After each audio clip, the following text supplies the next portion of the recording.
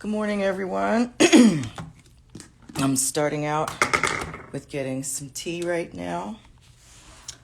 And today, we're going to be warming up breathing. I'm going to be dealing with some breathing today. I have a little bit of an epiphany this morning about breathing as I was reading a book about health and music. And let me show you what the book is. So this is the book right here, Music and Mind. And it's health and wellness. And they were talking about how music and how we are wired to be musicians, or wired to sing, I should say. We are wired to sing. And so while I was doing that, I was kind of coming up with some breathing exercises that I thought were important with connecting the body to the voice. I'm getting my tea together. Life begins at the end of your comfort zone. I wish that wasn't always true, but it is. So one of the things that I deal with a lot is how to help people to sing better, to be able to do the things that they want to do. And my philosophy is, we already know how to sing. As human beings, we already know how to sing. I think I should do the Echinacea support today because it is flu season. I do a lot of vitamins because I need it. And as a singer who's constantly doing a lot of things, I need to make sure that I'm taking vitamins and doing all the things that I need to do in order to make sure that I stay healthy because I work a lot. But I'm under the impression that breathing or singing is something that we all can do. As we are built to make music, whether we evolved to be musical because it was a way of communication, or whether we did it because the vocal folds can stop the breath from going down our windpipe. Regardless of what it is, we are intrinsically built to sing. We're all built to sing. By the way, Barry Moten, he just joined me. He has an excellent choir in terms of teaching our babies, our teenagers to sing jazz and to understand the tradition. It was so fabulous. I loved it. It made me cry. It made me feel good. Because singing is a part of who we are as human beings. And so when people come to me as a voice teacher, I try to help build strength, stamina, and range. But one of the things that you have to do in order to build strength, stamina, and range is to be able to understand the breath. Now, one of my students said, Allison says that if when we're studying breathing, we already know how to breathe, because if you didn't know how to breathe, you'd be dead. That's true. If you didn't already know how to breathe, you'd be dead. So we all already know how to breathe because we do it every day, every moment of our lives. But when you're coming to a voice studio and I see my little pretty kettle. I love my kettle because it's got gold accents and it's black and it's pretty and I like it. And it was not expensive. So, but when we start dealing with breath, we already know how to breathe. What we're doing is breathing for athletic singing. So think of us, voice teachers, as track coaches or football coaches. We are coaches to get you ready to be able to sing athletically. over and over and over again. And we are here to teach you how to sing for athleticism. Why does my daughter have this on the piano? What is this? Lip gloss. My daughter's into makeup now. She's so pretty. Oh my goodness. I love her so much. But why is this on the piano? ADHD's a bitch. Anyway, so we're teaching how to breathe for athletic reasons. And one of the things that you need to do in terms of breathing for athletic purposes, you can also use this for spiritual purposes as well to center you. Some people will do hold, 2, 3, 4.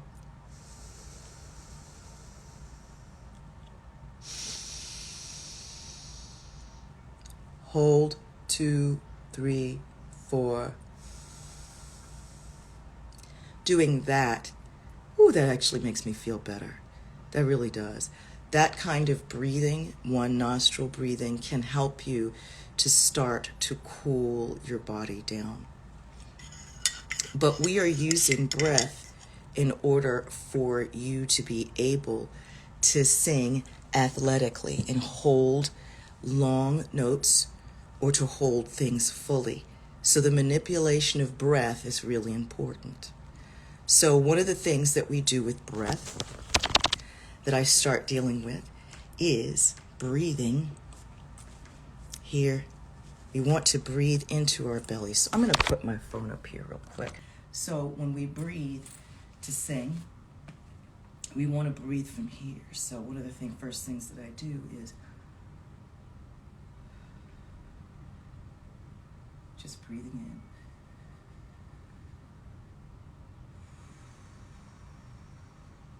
A lot of times I do it through here.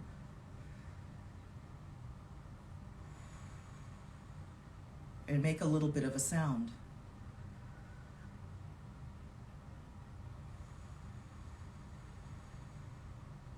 In order to really hear and know how it is that I'm breathing.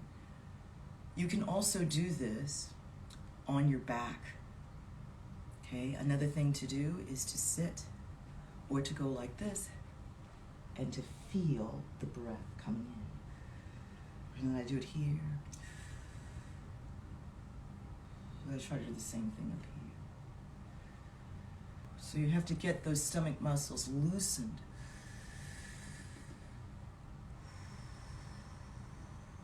So that you can allow yourself to breathe easily.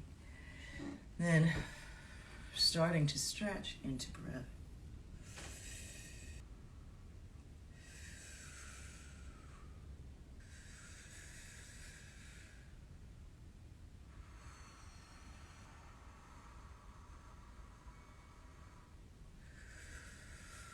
And releasing your body as you're breathing. You might feel emotions come up as you're breathing. And those emotions will come back and forward as you're breathing, because we kind of feel things in our lives and it comes out. So another thing that you want to start thinking about when you're breathing, because we're starting to breathe to be able to sing athletically.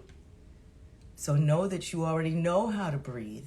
Don't let anybody tell you don't know how to breathe, because you'd be dead. But we're going to learn how to breathe athletically in order to allow sound to come out and to create sound after we breathe using the air. So another exercise that starts getting us acclimated is breathing in, exhale.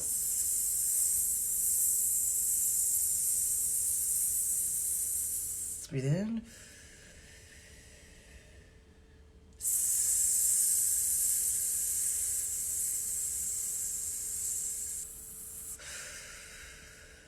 Now it's the 32.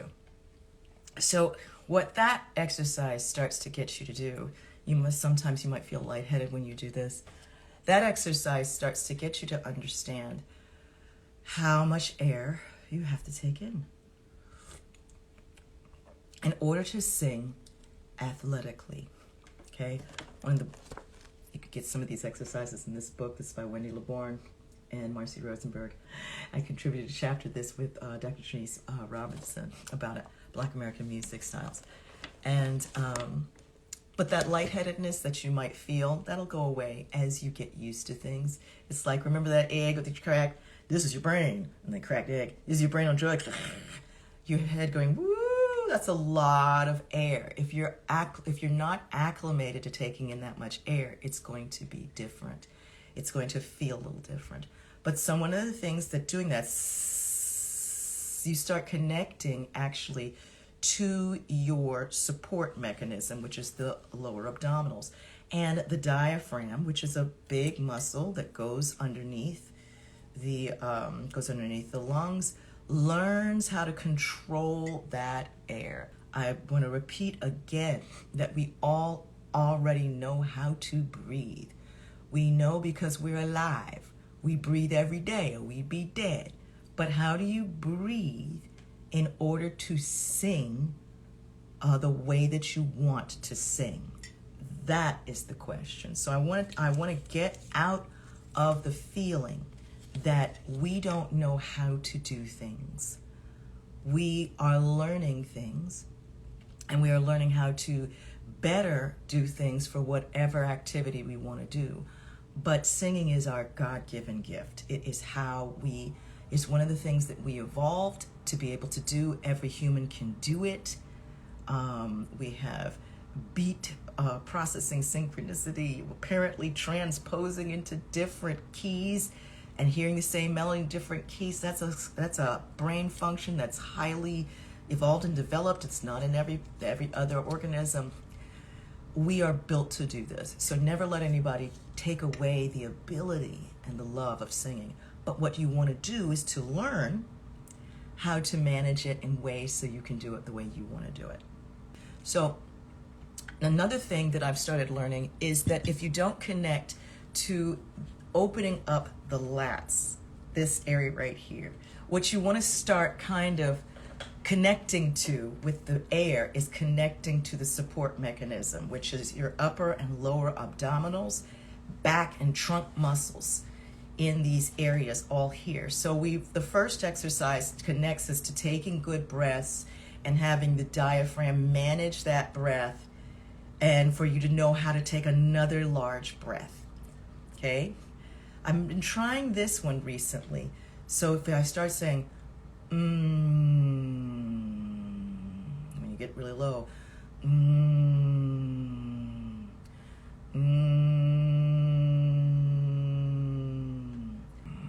this is really weird shit.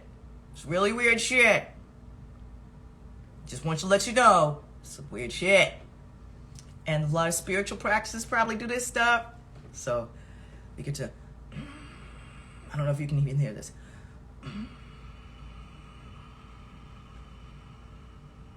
Now the air, the body starts to compress in order to make that.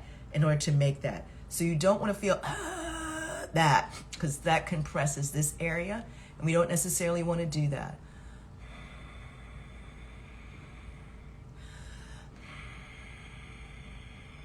I don't have a mic on me, so I don't know if you can hear that. Let me know if you can or if you can't. But now think about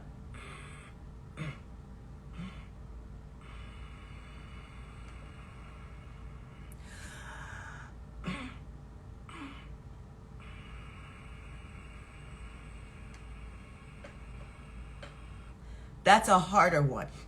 When I do that,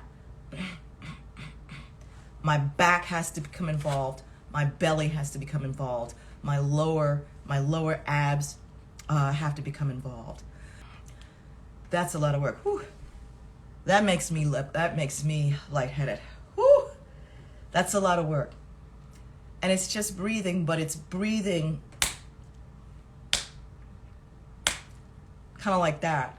So when I want to go, when I have no, to tell you a little bit about voice science, what the vocal folds are doing is that they are resistance against the air. Vocal folds are resistance against the air. And I am having no resistance or very little resistance.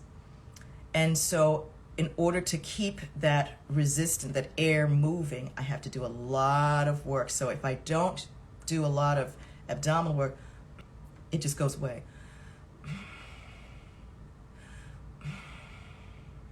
It just goes away.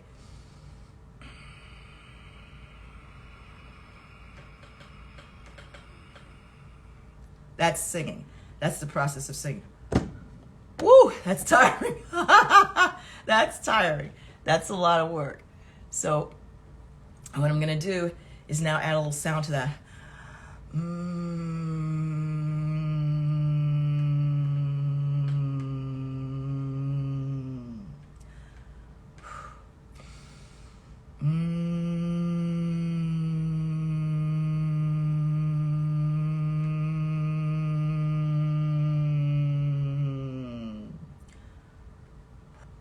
Oh, that's a lot. Let's go up to the top.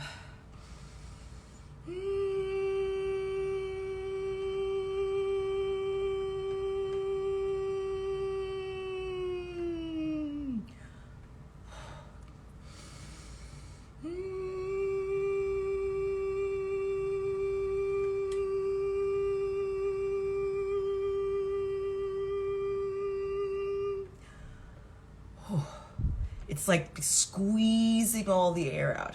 Squeezing all the air out. Now I'm going to kind of try to do that and mix it around.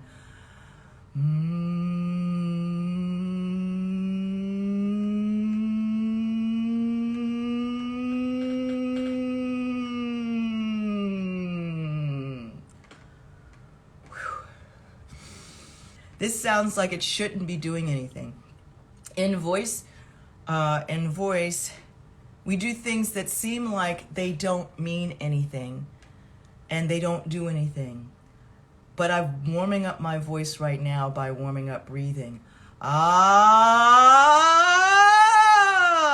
ah. Now things are starting to move without me having to do anything. Ah.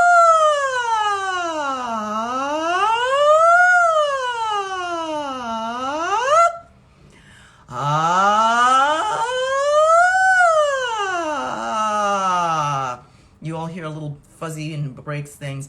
I've been getting ready to talk about the breaks and the passaggi, and I don't necessarily want to talk about that here, but I try to keep in that break, to tell you honest truth, because I use it in order to sing a lot. But classical singers, musical theater singers will take out the break. Sometimes gospel singers will take out the break, especially for these energetic kinds of singing where you have to belt a lot or you have to sing out loud a lot. Sometimes that's really important. But many styles in commercial styles, 20th century commercial styles, don't require you fixing that break or that passaggio. They don't. So that breathing allows you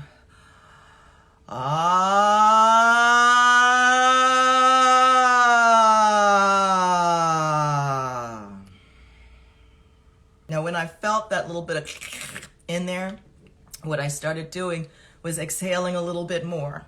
Exhaling a little bit more and allowing the tone to stay without things getting uncomfortable in here. And I'm trying to do things comfortably loud because I've got to warm up my voice.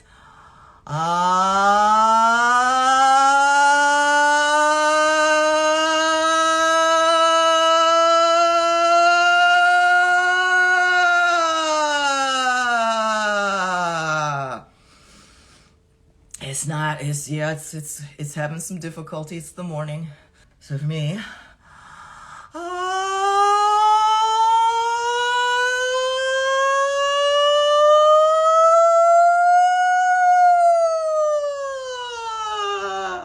Whew, I ran out of breath. Let's do it again. How y'all doing? Join me if you would like. It just gets your day moving, gets your blood moving.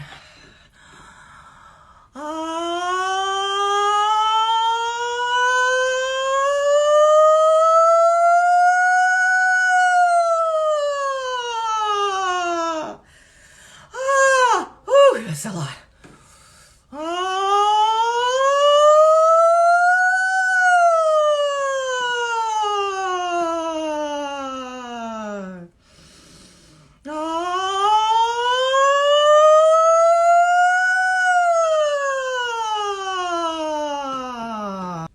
But I hope some of these breathing exercises will help you to know how to get your voice started in the morning, how to get your voice started at any time so that you can start singing.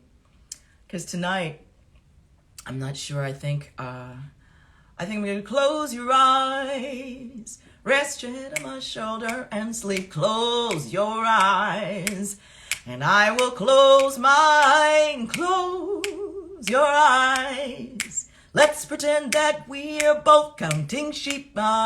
This is divine. Music plays something dreamy for dancing while we're here romancing. It's love's holiday, and love will be our guide. Close your eyes. When you need to be close to me, dear, I'll be by your side. So darling, close your eyes. Go,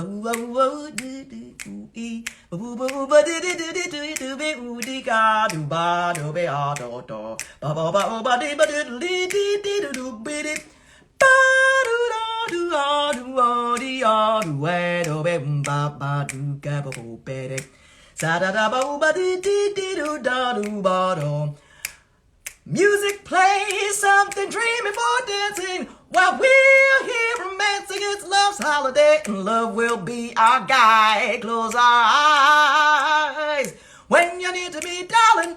Close to me, dear, I'll be by your side. So darling, close your eyes. Close your eyes. Close your eyes. Close your eyes. Go, go, go, go. Close your eyes. Close your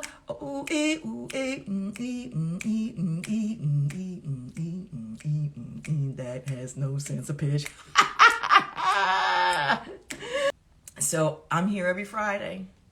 Every Friday at 9 a.m. I come and I'm talking about things that I'm going to be dealing with in terms of warming up. So give me a promoter, Chi-Town. Give me a promoter. And I'll give them a call and see if I can get out there.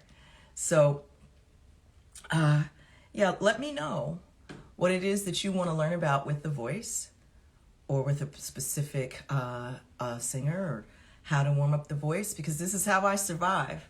Dude, I'm postmenopausal. We got a lot of work to do for my postmenopausal women out there. We got a lot of work to do in order to keep ourselves moving and have our voice moving around. And I didn't get a chance to really warm up the middle part, so that I have a smooth middle. So I'm sorry that y'all didn't see that, but I worked a lot on breathing. And my lower voice, is starting to get there. And I like it because it's getting back to where it was when I was a teenager. I had a big old voice.